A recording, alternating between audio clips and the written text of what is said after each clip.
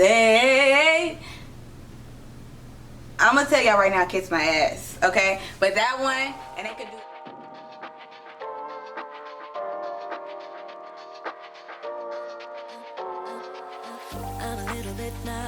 Hey, it's me, Brianca Jay. Welcome to my channel. This is the book talk where we do everything lit. That includes literary reviews, analysis, and recommendations.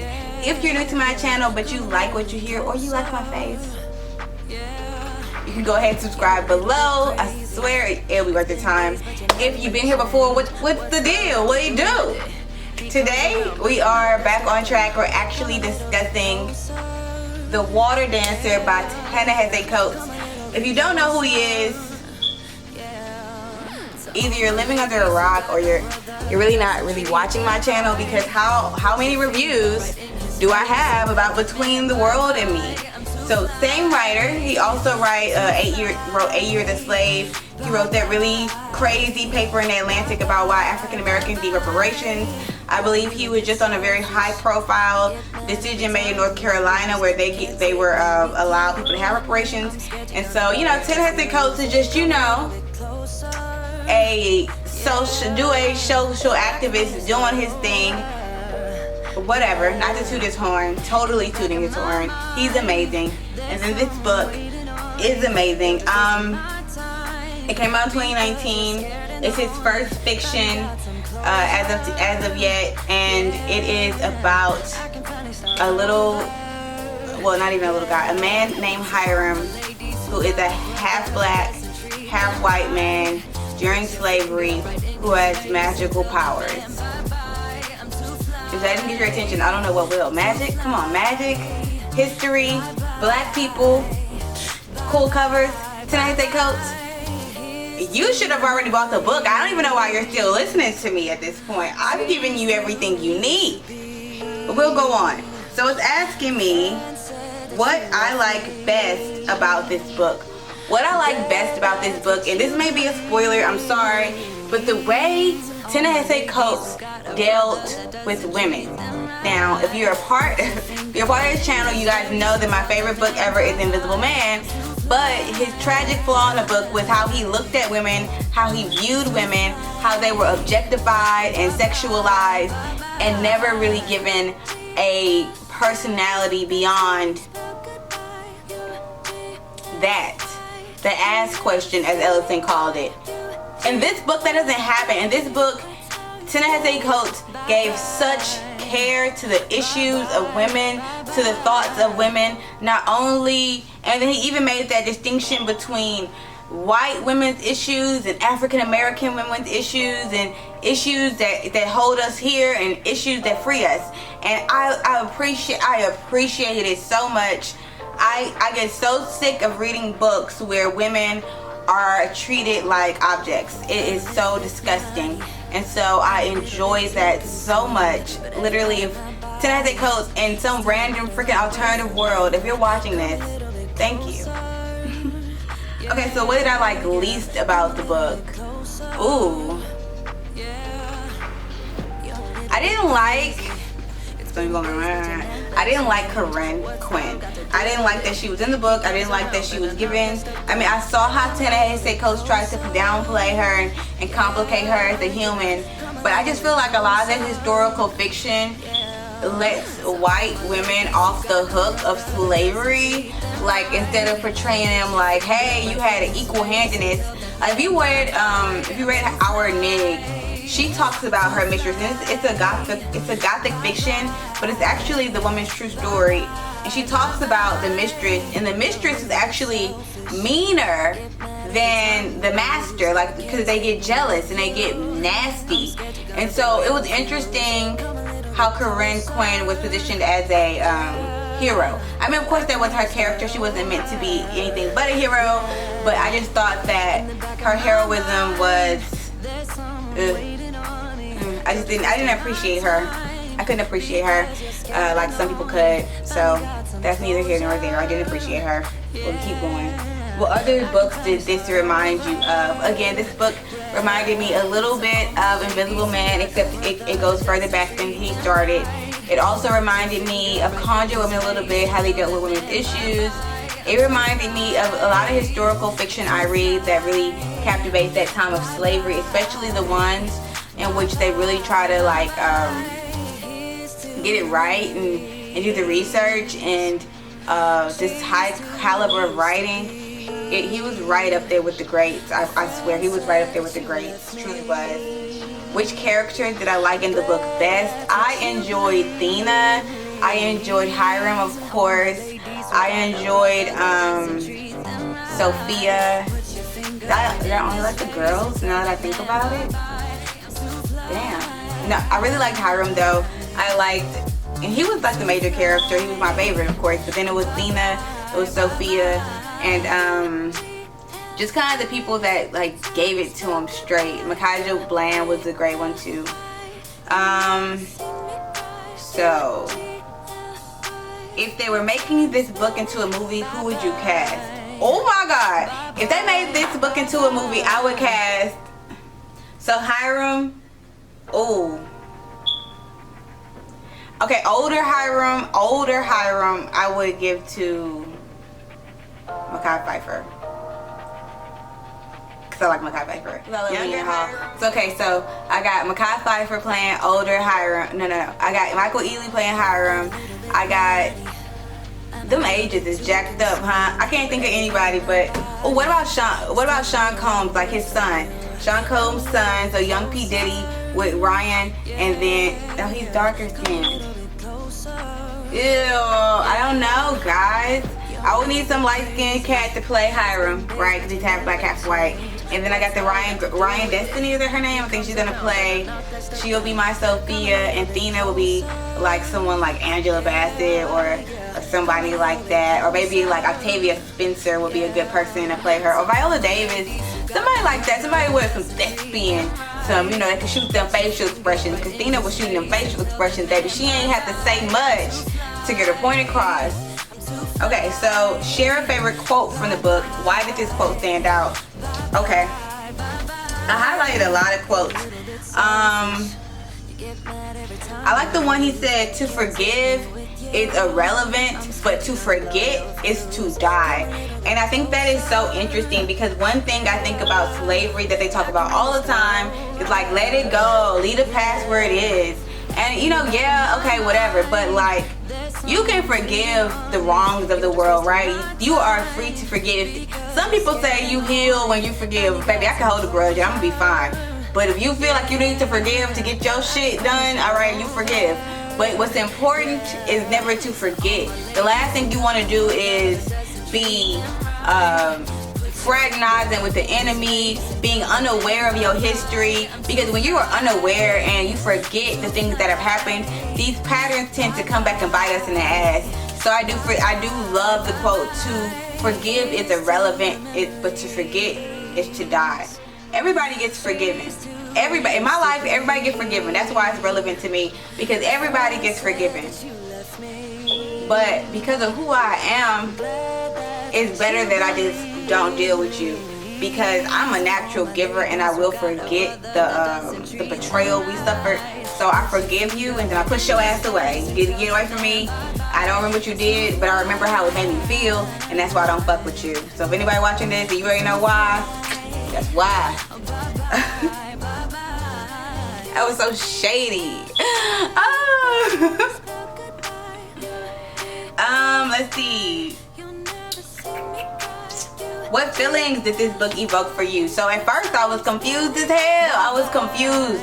It was a difficult read, was it not? Like, he starts off in media res, and I'm in the middle of him doing some magic. So not only is it in the middle of things, it's also an experience that I can't relate to or understand. And I was just like, what the hell is going on? So I really had to power through the reading of this book. Like, I had to force myself to read it. It was like a lot like Conjure Woman, in a way of like, he took the long route to the point, took the long journey home, for sure. I appreciated some of the historical lessons there, but child, I think it's 403 pages, and it took me a long time because it's heavy. Anytime they're writing about slavery, it's gonna be heavy, but then 403 pages, and then he is an eloquent writer. He's not just like a quick little, and then she said, and then he said, and then she said. No, he's evoking feelings. He's setting the scene. He's giving me description and juxtaposition, and he's taking me on historical journeys. At one point, he tells me this story about the founding of Philadelphia, and he tells me the story about Benjamin Rush. This happened, so you know me, I'm a curious person. I had to Google this because I was like, is this for real? Y'all, it was for real. So I need to just find it because I want to read it to you guys. And I want to read this part of the book to you guys. It's quick, but I just wanted you to see how detailed Ta-Nehisi Coates got and how deep into his research he got, because yeah, come on Coates, you did your thing. So he says, I had by then done my share of reading on Philadelphia. So I knew that in another time, when the task was here in Pennsylvania, the city had fallen victim to a wave of fever. And among the men who combated this fever was Benjamin Rush, a famous doctor, which is hard to countenance given the theory he put forth in defense of the city. Colored people were immune to the fever, he told Philadelphia, and more than immune, their very presence could alter the air itself, sucking up the scourge and holding it captive in our fetid black bodies. And so tasking men were brought in by the hundreds on the alleged black magic of our bodies. They all died. And when the city began to fill with their corpses, its masters searched for a space far from the whites who were failed by the disease. And they chose a patch of land where no one lived and tossed us into pits. Years later, after the fever had been forgotten, after the war had birthed this new country, they built rows and rows of well-appointed houses right on top of those people, and named a square for their liberating general. It struck me that even here, in the free North, the luxuries of this world were built right on top of us. Did he not do?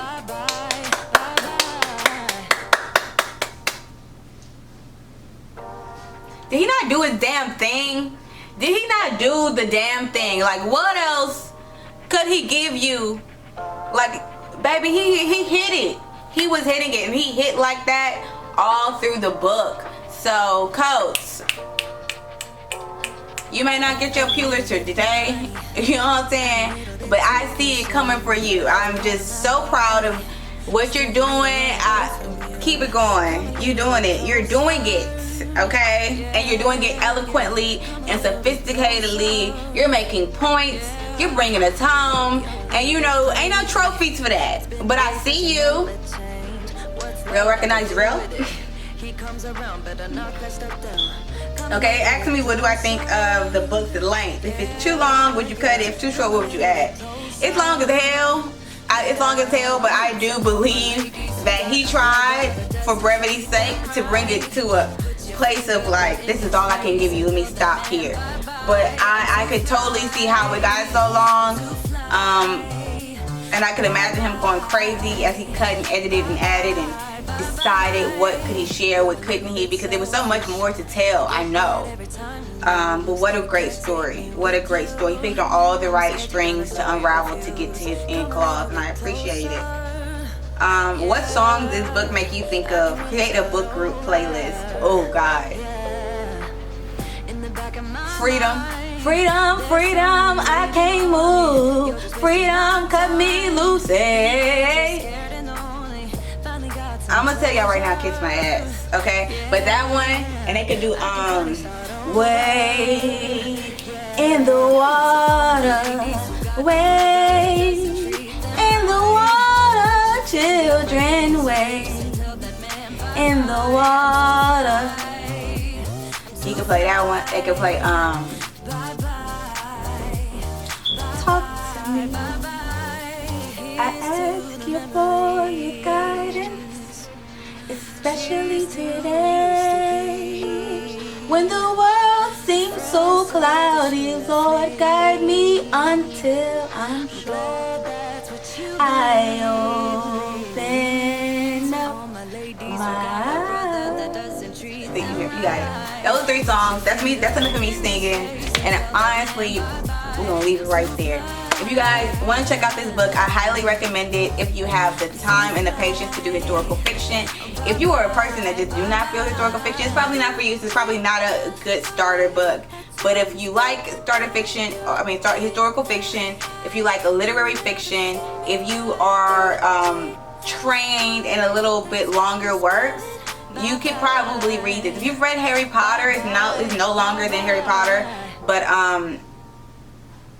it is historical, so they're dealing with deeper thematic concerns. They're dealing with things like slavery, freedom, abolition, governance, when do the ends justify the means, the racial issues, all the works. So, you know, decide for yourself if that's something you're ready for. If you read the 100 pages and you can't deal, you just can't deal. No one's upset with you for that. I think we gotta stop demonizing people for not finishing books. You know what I'm saying? Or finish it in a year or two. Sometimes the book needs some time.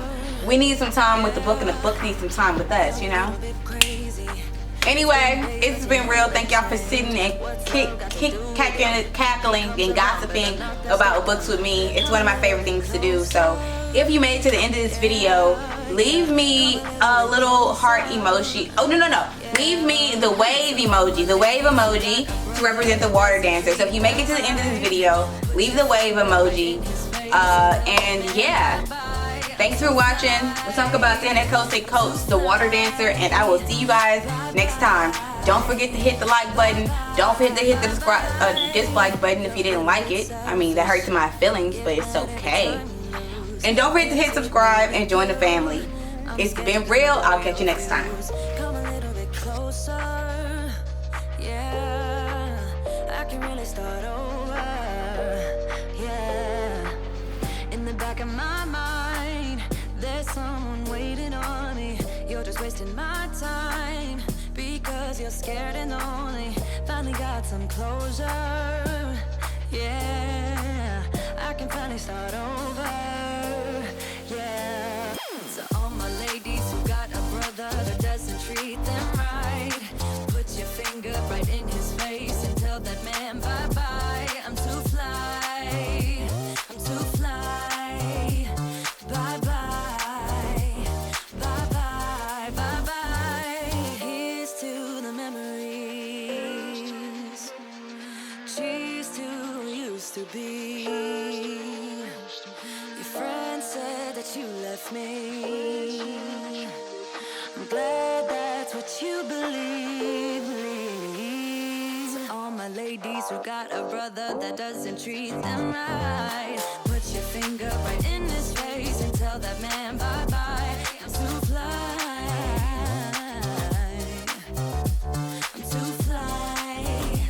Oh, bye-bye, bye-bye. U-G-L-I, that's how you spell goodbye. U-G-L-I, you'll never see me cry. U-G-L-I, that's how you spell it.